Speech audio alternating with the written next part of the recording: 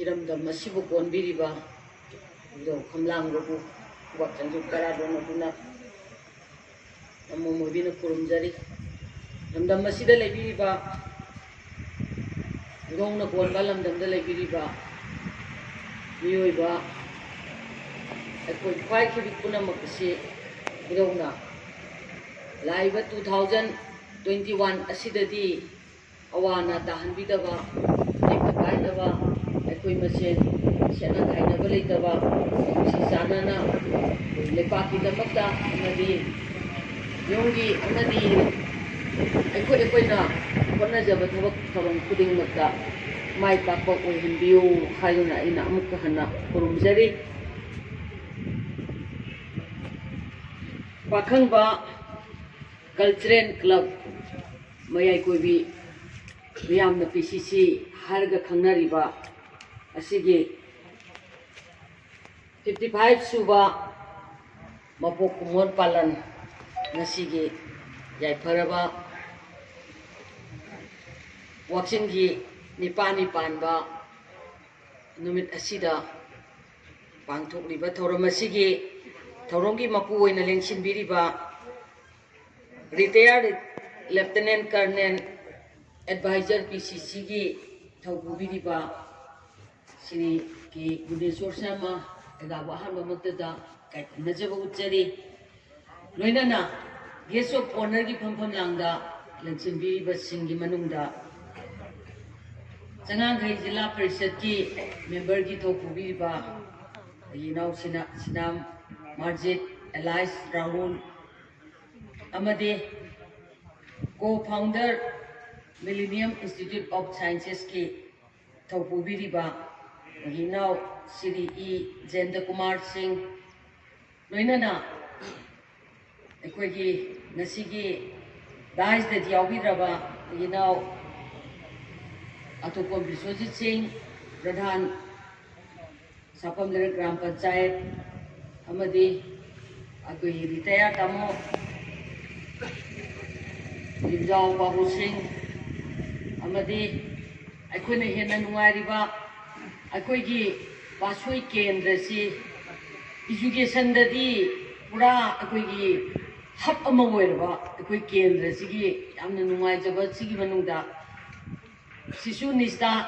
निकेतनगी असिगुमलबा अखोइगी founder इनाव सुरन मांगना अखोइगी केंद्र सिगी यामना मंगाल अमा पिबिबा होगलगलिबा कुगिबा अंगांगसिंगु मखन मथेनगी तोंगान तोंगानबा सिस्टम दा मांगना शिक्षा पीदुना लमदम असिगी होगलिबा अंगांगसिंगु कॉम्पिटिटिव ओइरबा वर्ल्ड असिदैदा लमजेंदा थोइदबा यादे हाइबगी अक्पगा लोइनना संगसिलिबा इनाव अमदी अखोइ शिशु निष्ठागी नसाई इनाव जेंद्र कुमार नपदसु 2-3 दा तंबांगांग गो ओरबसु निसागी पाक्ता लोइनमक लोइ इसिंग चाउना धरपगुम करम हाइना तौरिबनो हाइबा खंगदबा असिगुमनबा मतम असिददी अखोइ क्लब ऑर्गेनाइजेशन मपानन खंखतबा तारगदी मसिना अखोइ नोंमदी अखोइगी जाति से मुखिबा याबगी यामना चाउबा अखोइगी नुंगले नुसिकुमबा लाव अंगांग खुदिमा हुजिक सिबगी चांगसे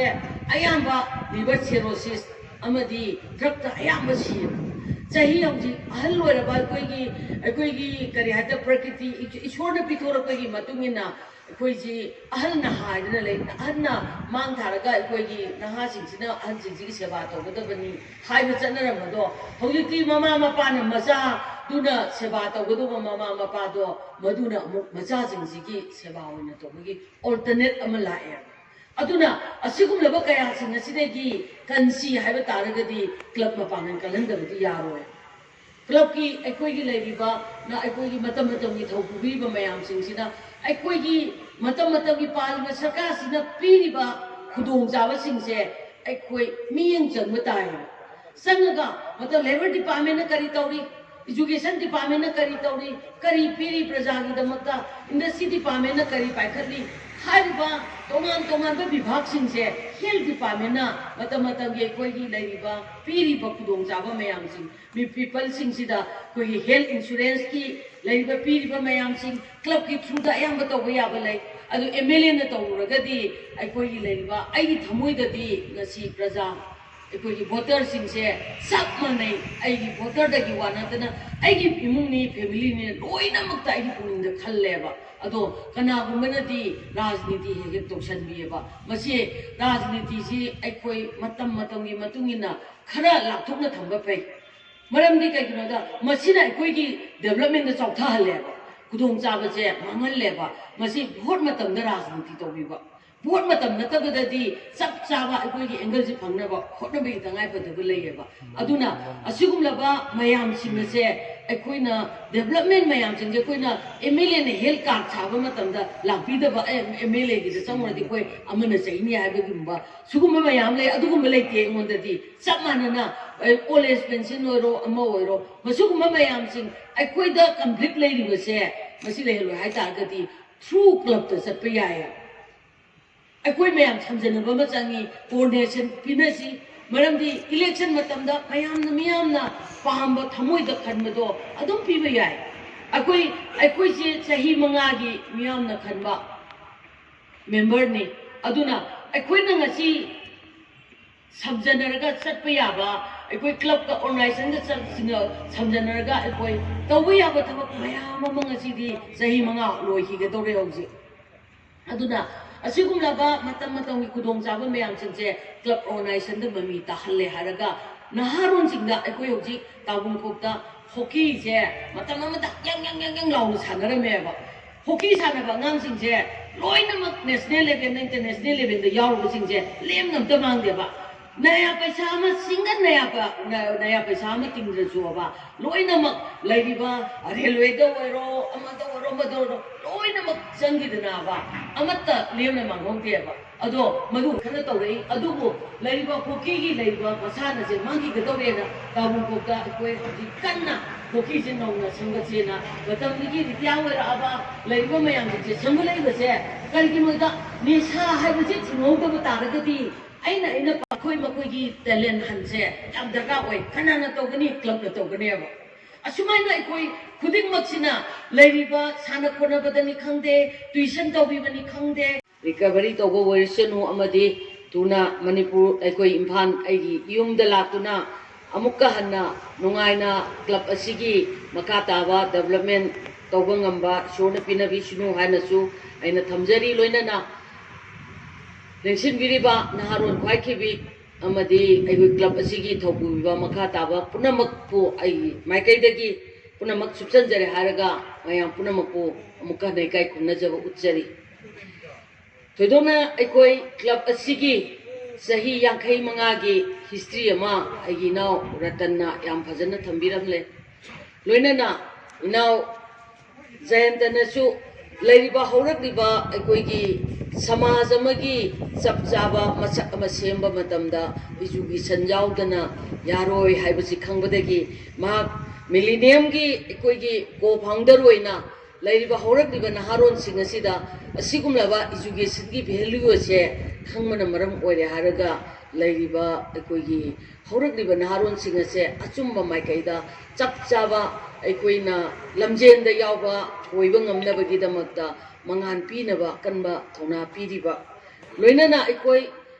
education haibasida di aikoi kendra da di awatpa mata leite haiba ya atopa kendra ga aikoi kendra ga yamna khenai aikoi ghari gi area si higher secondary mayamna ming khut thekna paaba yaba oire adagi amaronda chawka toromda aikoi gi gari haiba tara education da di khut thekchi nungaeba ado atopa gari haiba tare matamgi hawa nusida chana da basingda khut thekchi di khara waba lei masibadi pandi pallar me awaro gedi aduna lairiba aikoi si lamdam si chawkhna bogona bada hiram khuding makta awat pelita ba kendra magumani na ina thamningi maram di kai kino bada education da hairo aikoina aikoi gi leiba palliba mayam sinchi manungda yame koi da panbada aikoi gi leiba mexi oiro adudagi yangre maming ji dagi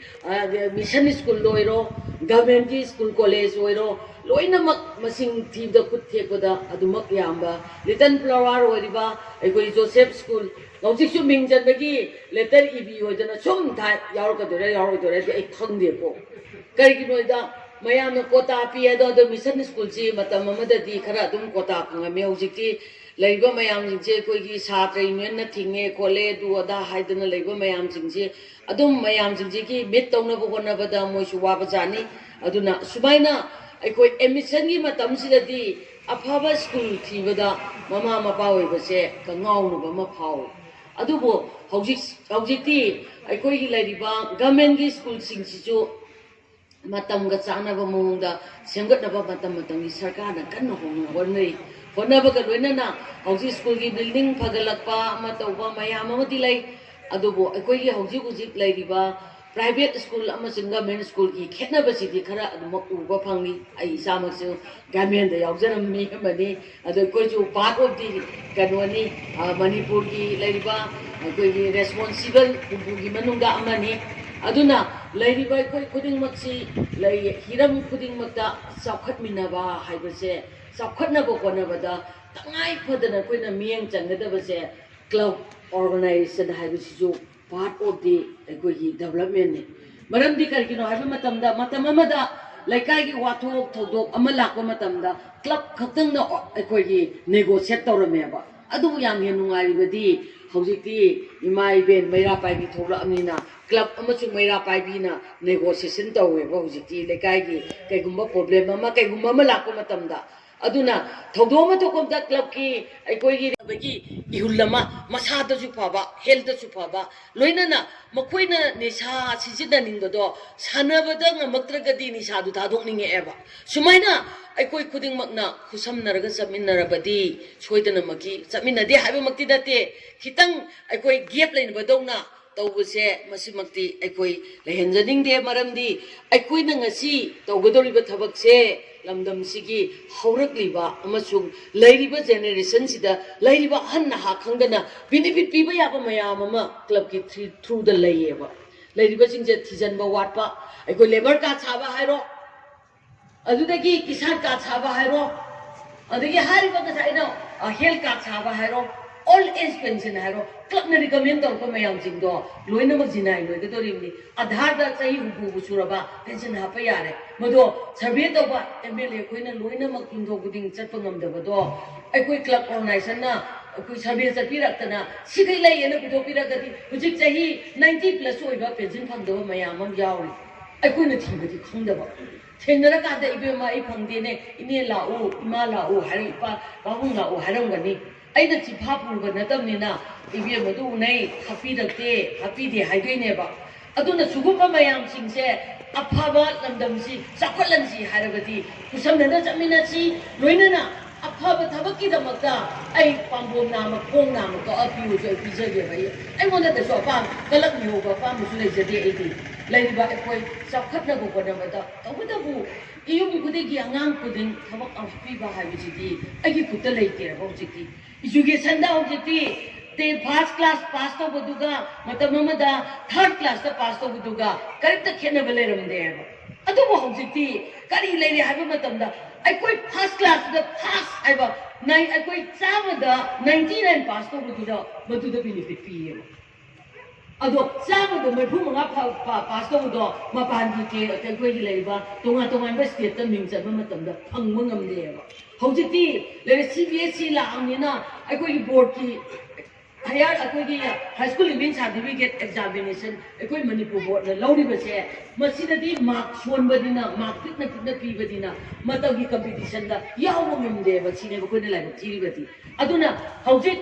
ꯃꯇꯝꯒꯤ ꯆꯥꯎꯈꯠꯂꯛꯄꯒꯤ ꯃꯇꯨꯡ ꯏꯟꯅ competitive ꯑꯣꯏꯔꯕ world ꯑꯣꯏꯔꯛꯑꯕꯅꯤ나 ꯍꯧꯖꯤꯛꯇꯤ ꯃꯁꯥꯒꯤ ꯀ꯭ꯋꯥꯂꯤꯐꯤꯀꯦꯁꯟꯗ ꯂꯣꯏꯅꯃꯛ ꯑꯩꯈꯣꯏ ꯑꯌꯥꯝꯕ ꯏꯌꯥꯔꯃꯛ ꯇꯧꯋꯦꯕ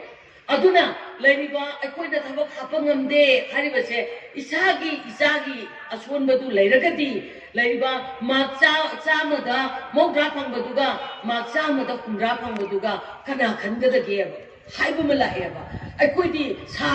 ꯅꯍꯥꯔꯣꯟ ꯃꯌꯥꯝꯅꯁꯨ ꯊꯤꯖꯤꯜꯂꯤ ꯑꯗꯨꯗꯩ ꯍꯧꯖꯤꯛꯇꯤ ꯂꯩꯔꯤꯕ ꯑꯩꯈꯣꯏ ꯀꯩꯅꯣꯗ ꯑꯩꯈꯣꯏꯁꯦ ꯑꯩꯈꯣꯏꯒꯤꯗ ꯏꯊꯛꯇ ꯑꯦꯛ ꯑꯃ ꯄꯥꯁ ꯇꯧ ꯂꯩꯕꯅꯤꯅ ꯂꯥꯟꯅ ꯇꯧꯕ ꯌꯥꯗꯦ ꯍꯥꯏꯕꯁꯦ ꯑꯩꯈꯣꯏ ꯉꯝꯃꯣꯏ ꯇꯧꯔꯣꯏ ꯍꯥꯏꯁꯦ ꯋꯥꯁꯛꯈꯤꯕꯅꯤꯅ ꯑꯩꯈꯣꯏ ꯂꯩꯔꯤꯕ ꯑꯦꯛꯇꯨꯒꯤ ꯋꯥꯡꯃꯗ ꯑꯩꯈꯣꯏ ꯆꯠꯄ ꯉꯝꯗꯦꯕ ꯑꯗꯨꯅ RTI nan lai ba si su yam na chaw ek ni loina na akoi tongan tongan ba ek mayam na koi da lai ba ni na akoi gi lai ba paisa ngak ta ya ti ai gi sa se lupa lakh min na tara pi da kun bi ge hapiu ha ta ya da ba lai sumaina akoi lai ba merit tu da mayam na tawri se paisa chana ba ne merit ta aduna asugumba mayam singa se loina hapangam de adubu lairiba mayam singa se akoi phansi haiba targati sap manana akoi sen akoi na pimagi habit se prajana kawa numit akoi sen gi mamma kano se magun se akoi lairiba mayam singa akoi gi elected members sing su mangi ga dori bane ba aduna akoi isa jang matik sahansi loina na wanon thono maga akoi isa singbu paisa piraga isa agi isa merit laitaba isa do paisa na leike hago akan ji thado khro jiti oidraba matam amane ba aduna hauji isa bu matik chang isa go henda bu bana bata hiram kuding makta akoi khusamna na guardian amasung akoi gi leiba sangstan sing sapinna bagi tangai pa da busba yam amasu leiye aduna ai nga ga de sigi lo ro ton tension jarake aduna akoi kuding mak aphaba mamam go si haragati akoi gi pakhang ba culture club tagi wanate club kuding mak leiba kendra si leiba club kunthra ne phuje punna akoi jamin ra matam madu deida aphaba chakhotpa le kendra ma koi bang ngam dori bani ni already highway gi marat leibani na masidi compete to ngam de adubu akoi uji pachoi kendra da leiba je nauria yengu konthau jam yengu lapchang yengu naknari ba akendra khra panjage ba achumaina akoi pachoi kendra da ngasi koilas black topping to da lambi leite ba kai ba ko pa khara khara matam gi akoi na porol to ba khara di daka le adubu leiba akoi gi FCS FCI leibani na ba gari truck mayam chatpa ojing la lon itiki truck mayam jingjina IBR si deida akoi inchi ama kha thaba koila si deida truck mayam jingjina chatpada lambi je ngasi thani hayeng korkrak tani aduna ayam lambi je ODR on ba MDR on ba ayam wo level je ina karikino da kitang upgrade tawra ga thadraga di laiba akoi gi hojikti business haibasi ayamba gari 10 chaka 12 chaka 6 chaka ji yamna kari haitare family kudi mota lekhala abane ba aduna matangi matungina upgrade tawna lambi sing je ponari ba aduna akoi lambi thongi hairo kaisu akoi leiba kendra si deida karaida sothaba leiriba gi yengba ya akoi gi leiriba miyam tinba community hall loiro gari gumba matam gi leiriba chakhot lamjenda mai gi singi nungsit gi leiriba akoi gi leiriba mayam singse ai MLA ama oina tawba ngambadi ngasi akoi opposition oiraga chu kendra sigi semba sagatpadi ai tasengna miyam dagi ki khera adum mangjin thana chali ai seng haiba matamda ai samangna hai masibu masan masa thagale haigane ba tawbudabu karigino haiba matamda miyamna khangdaba khara leibase masi ai amtang hairamge na khanmani aduna lariba hojichu awat apa lariba mayam singde tanaraga matam larige matamda kari anoba ma happa yari bage semba yari bage ai tikati tawge MLA oraga ai karba tawge maramdi ai di praja gi seva asemba tawba pamjabani tika tawbududi any person tawsanu hauji akoi mayak akoi gi laiba sangai progi water supply scheme company da period na hauji patawga chunaba mongda assembly da lawda assembly kudingi lawdo hauji ti kendra si deida isingi pipeline amadi isingi pibam matam gragi manuda yam thuna phagala agadi maramdi ayamba isingi pipeline je hapta beleitre akoi rural water supply scheme na konba mafam ayamba overhead tank hape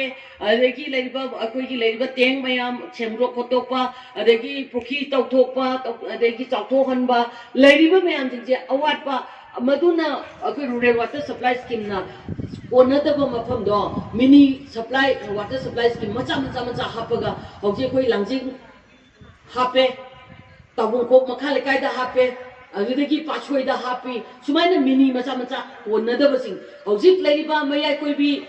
sangai pro water supply scheme gi makha da charakpani masi expansion tawba overhead tank hapa darkar oirakpadagi hoji loiga dawle ba sumaina akoina ngasi leiba representative ama oina miyamgi yaifhanaba tawba haibase akoigi thongne aduna ngasi akoi makha chatharakpada leiba kendra sigi awat apa mayam se लोइब खम्बना रोय लोइबदी मिरोन तु मिरोनी मिरुबी चखिगनी लाकनी सुमाइना missing नोम नोमगी हेंगलपनीना development हाइबसिटी सुंगले लेप यारोइदबा मियोइबने हेक लेरिगै development है थादोप यारोइदबा Y अमने अदुना हौजिक पाखंबा अखोगी cultural club से मतम अमदा young राउना तामो चंद्रमनी मतमदा foundation stone तौबिरमले आई honourable MLA ओइबिरमबा सिरि केबगी मतमदा कुंजय किशोर केबगी मतमदा संगाबिरमे अदो हौजिती अमु repairing अखोगी लेरिबा renovation दरकार ओइरतुना हौजि renovation हारेसिनि मतमनि मतुंगिना मसे अहोंगबनि अदो लेरिबा अखोई मसिगी क्लब असि अखोइना सोलर पेनेल अमा हापनबा हा ओनरको मतमदा मथक्ता काबा यादबदगी लेरिबा अखोगी रतनोय मयाम थौबुबिबा मयामना हारिबा क्लब सिगी अखोगी रूप टॉप सि अंत सिनबियु हायरकपनि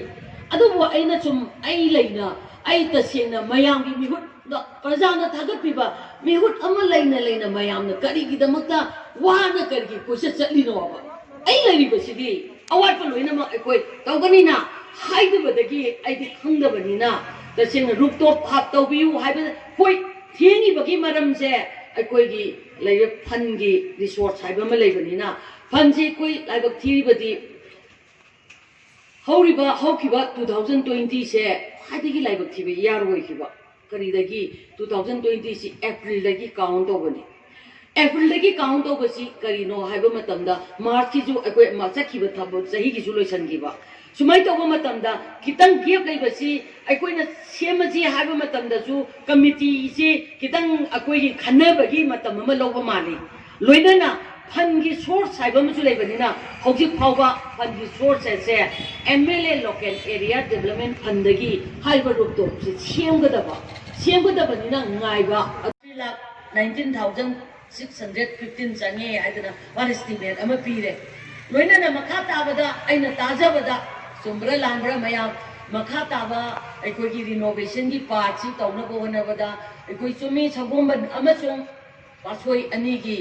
कारक चिदाइदा लेबा अखोई पाखंग पीसीसी क्लब नि अदुना पीसीसी दी अदुना अतोपा अखोगी सगोंबगी ऑनरेबल एमएलए दगी 50,000 लौई हाइबा अखोई ताई लोइनना अतोपा ते तेगिसु चलुब्रा लेरिबा मयाम सिंसे मयाम काउबीगनोबा अवाबा थादोपियोबा आई हम लेबो जी पावदी मखा ताबा रिनोवेशन दा करी दरकार लेबगे तौसेबा हौजिक अखोगी लेबा सोलर पैनल जी मतम दुदैदा हौकल हौद्रे अखोगी यामना लाइबक थीबा बना अखोगी लेबा सोलर गिसी मनीरदागी एजेंसी मयाम अमगी मनुंदा अखोगी अचौबी इंटरप्राइजेस सैदना अमखक अखोइना लमखांग थिंगनरुबनी अइना जो ऑफिशियल सिंगदुगा हनरगा तहौदबा मी थाजरुबदगी थाजबना मीबु हाले हाइबदो चप चाना थोखिबा आई मंगोंदा 18 क्लब की लुपा 18 लाख से पीग्रबनी अदुबो लेरिबा 18 क्लब की लुपा 18 लाख पीग्रगा हौजिक फावबा लेरिबा रूपटॉप से तौबिदबा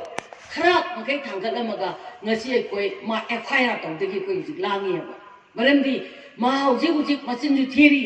क्लब की दमता इसेना पैसा रुपा मत डिपोजिट तौरते नमी खरदा हाइरमबगी अखोइना एविडेंस लेबा सुमाइना लेरिबा माना ngasi फावबा मदुदा नतना आइगी ताबुल कोक्ता लेरिबा रुपा अखोइगी 35 लाख अबक डिपोजिट तौरगा हौजिक फावबा रूपटॉप से हापिददना लेरिबा अदुना मा अखोइना मनीरदादा कंप्लेन तौरे लोइना मनीरदाना अमदी लेरिबा मखा माजे ब्लैक लिस्ट तौगदोगद मंगाइरेना मखोइना कुमे सुमाइना लेरिबा मा हौजिक लेरिबा सिदा कोई एफआईआर तौरगनी दुबा मतमदा तौरगा हौजिकी लेरिबा रूपटॉप से मखा ताना अतोपदा पाहनगद्रा पाहनलोइद्रा हाइबदो मागी जबान अमा लौरबा मतुंगा गसी लोइसलगा रूपटॉप से थुना अखोइगी लेरिबा सोलर पैनल सिना अयुक नुंगिंगी मैगी मंगानसी अखोइना कंजुम तहौरगा नुमिदांगा लेरक कोनसांग अखोइगी लेरिबा मयाम सिंगसी मतंगी मतुंगिना लबी मम्ब मतमदा चटपा अहल लमनसिंग चटपा नुंगाइतबनिना लोइन लेरक खुदिंगमक लोइनमक 25 इयर्स की फ्रीदा मई थानबो खोनबनी अदुबो सम क्लब खरगदी सक्सेसफुली सम क्लब मंगा तुरुक्ति थाले अदुबो हौजिक मसी वाटलिबसे पेनेन दि थांगलमले मेसिन पालमबा पालमद्रिब्रा हाइबसे नकोइदगी इन्फॉर्मेशन लौरगा अथुबा मतमदा करी तौबा याबगे दो मसी मा एय यंगसिनजगे लोइनना एजुकेशन ग मरी लेनना आइगी MLA local area development fund नतबा आइगी एमएलए थागी तोलोब लाइबसदेगी लेरिबा हौजिसे यामना पेंडेमिक की अखोइगी लेरिबा गनोना COVID-19 ना मरम ओरगा यामना पेंडेमिक ओरबा अखोइगी चथोक चसिनजु यादबा स्कूल तंबा फंगद्रबा अंगांसिगचे मे ददी एग्जाम सोइदनमकी पीरगदबा मैट्रिक अखोइगी क्लास 10 की परीक्षा से सोइदनमकी तौरगदबनिना अखोइना कैसाम ब्रिजिट हाई स्कूल दा सात अखोइन ओजासी खरा नेकले हरगा ट्यूशन अयुकी पुंग 10 दगिना अखोइगी लेरिबा सब्जेक्ट वाइज ओइना ट्यूशन सेंटर हांग हौरे की हैंड सैनिटाइजर चिंग तौरगा हारिबा अंगांसिंग से मतम की मतुंगिना कंपटीशन हाइबदुमा दरकार ओइरा अबनिना लेरिबा अंगांसिंग से केंद्र सिदा लेरिबा अंगांसिंग से फेल ओइदनबा अमदी मकोई खरा मेरिट तो ओइसु लाप ngamnabagi damakta ट्यूशन सेंटर अमा हांगजरे हांगिबा सिदैदा मयाम याबिनिबा मयाम की हारिबा युकी पुंग 10 दगी हौरगा हांगिबा सेंटर से मसी स्कूलिंग मतम ओइदबगी अयुकी पुंग 10 दा तौबनी स्कूलिंग मतम लाअगदी अखोय अयुक्ता पुंग 5 दगी नता 6 दगी तौगनी याबिनिबा इसा इसु थाबिनिबा लेरगदी मसी मजु थाबियु हाइदुना अय मयामदा तमजरी अदुना हौजि अखोय क्लब असिगी वालहौरिबा रिनोवेशन की पार्ट तो लेरिबा मयामना रिसोर्स लेरगदी यारे करिफो मखा ताना तौबा तारगदी आई बानुपा इंगोबिगा तानरगा करे करी वालिबगे हाइबदो मखा ताना दुम अखोइना फंदा दुम हापा यागनी तौबा अखोइना सेम साबा मतमदा आई तसेना थबक अमा तौबा तारगदी मचेत मखाक ओइना तौबा पामदे अदुना मरम ओरगा लेरिबदो मयामगी अवार्डपदो अदुम मे अवार्ड लेरिबदो मेंशन मिनरगा लेरिबा क्लब से मपुंग फाना सही 55 सुजलपा हाइबसे आइगा कंटेम्पररी ओइरबा सहीनी अदुना लेरिबा मयाम सिंसिगी अखोइगी मतंगी मतुंगिना डेवलपमेंट तौबदा सोथरिबा मयाम सिंसे अवार्ड खरदा ओइरबसु क्लबना पुबा यानबगी दमकता सिमजन साजनबियु लोइनना लेरिबा मयाम सिंसिगी अखोइगी रेस्पोंसिबल ओइना लेरिबा ऐसे मयाम सिजनबियु ऐ सिजनबदा कैसु होय खितंग थेंगदबा ngखटपा हाइबदुदी मतंगी मतुंगिना खितंग अखोइगी लेरिबा मतंगी अखोइगी करी हाइबा तारे अवाबा ना करीगुंबा खरा लेबदगी ओइबा याय नत्रगा मरक्ता करीगुंबा अखोइना पाउ फंगनबा वाटपदगी ओइबा याय खरा थेंगदगिबा ngखटपा हाइबदुदी लेजरगसु लेरिबा मयामसिंग डेवलपमेंट दा होजे कोई पंचायत की थाकता अखोइगी इनाव बिश्वजित अमसुंग पंचायत की अखोइगी लेरिबा जिला परिषद की मेंबर अयाबा ड्रेनेज की सरू अदगी लेरक कोंसांग से अयाबा ब्लैक टॉपिंग तौबा यारकनबगी दमकता WBM भावबुदी लौजी चाजाय नाउजा हाइदुना लेरिबा आइगी लाइन डिपार्टमेंट सी रोस्टर न पीबनी अखोइगी हानदी चाही 5 अमदी इनाव बिश्वजितना 5 सिदी अतोपा पीनिंगाय लेतबदगी लेरिबा माना चाही ताम 5 अमदी चाही 5 अमदी माना पाइबनी हंदकीदी जिला परिषद अमसुंग प्रधान अनिगी रोस्टर चलगा सेवत सागतपा एकोई लेकाय खुंगगी लेरिबा कनोगी लेरिबा ड्रेनेज मतिक चादब तारगदी नोंसिंग चुरप मतमदा खुदोंग चादब अवाब लेगनीना अदुगुमा मयामसिंगदो खरदा वरबसु फनबा हाइदुना लेरिबा मयामसिंगसे मकोइदा मकोइगी ओइबा पंचायती ओइबा फंदा MLA ना कुथिंजदनबा मकोइबो फ्री हैंड तौबा यानबगी दमकता मकोइदा पीदुना लापनी अदुना लेरिबा दकोइगी केरिबा ड्रेनेज मयाम अदुदगी लंबी लेरक मचा मसु सेंगदबो खोटकदबा लेरिबा मयामसिंगसे एकोइ लेरिबा जिला परिषद अमसुंग प्रधान द तानरगा तौबा याबा एकोइ अदुम तानमिनरगा पाइखपे याबगे अदुम पाइखचगे अदुगा लेरिबा मखा ताबदी एकोइ खुदिंगमकना एकोइ पुन्ना पुन्ना सरुक यामिनदुना लमदम से अफबा लमदम अमा सोथदबा पासोइ केंद्र अमा ओइनबो होनबदा एकोइ पुन्ना सरुक यामिनसी एकोइ तोखाइबा वाखलोन थादोक्तुना अपुनबगी लिंजेना माइ पाकपा हाइबदो तरागी चैसुना लिंथोन थाइ हाइबगुम एकोइ पुन्ना पुन्ना चमिनरगा एकोइ लमदम सिगी सोथरिबा कुनाय सिगी ꯃꯇꯦꯡ ꯄꯥꯡꯕ ꯉꯝꯅꯕꯒꯤꯗꯃꯛꯇ ꯍꯣꯠꯅꯃꯤꯟꯅꯕꯒꯤ ꯊꯧꯗꯥꯡꯗꯣ ꯂꯧꯃꯤꯟꯅꯁꯤ ꯍꯥꯏꯕꯒ ꯂꯣꯏꯅꯅ ꯉꯁꯤꯒꯤ ꯁꯤꯜ ꯂꯥꯡꯂꯤꯕ ꯃꯌꯥꯝꯁꯤꯡꯁꯤꯒꯤ ꯇꯉꯥꯏ ꯐꯗꯅ ꯗꯔꯀꯥꯔ ꯑꯣꯏꯕ ꯂꯨꯄꯥ 10,10 ꯈꯛꯇꯪꯒ ꯑꯩ ꯍꯥꯞꯆꯔꯝꯒꯦ ꯍꯥꯏꯕ ꯋꯥꯐꯝ ꯈꯔꯁꯤ ꯊꯝꯖꯔꯒ ꯃꯌꯥꯝꯗꯒꯤ ꯑꯩ ꯑꯃꯨꯛ ꯍꯟꯅ ꯑꯩꯈꯣꯏ ꯉꯁꯤꯒꯤꯗꯃꯛꯇꯗꯤ ꯃꯇꯥꯡ ꯑꯁ꯭ꯋꯥꯏꯗ ꯁꯨꯝ ꯑꯩ ꯂꯣꯏꯁꯤꯟꯖꯔꯒꯦ ꯃꯤꯌꯥꯝꯕꯨ ꯑꯃꯨꯛ ꯍꯟꯅ ꯈꯨꯔꯨꯝꯖꯔꯤ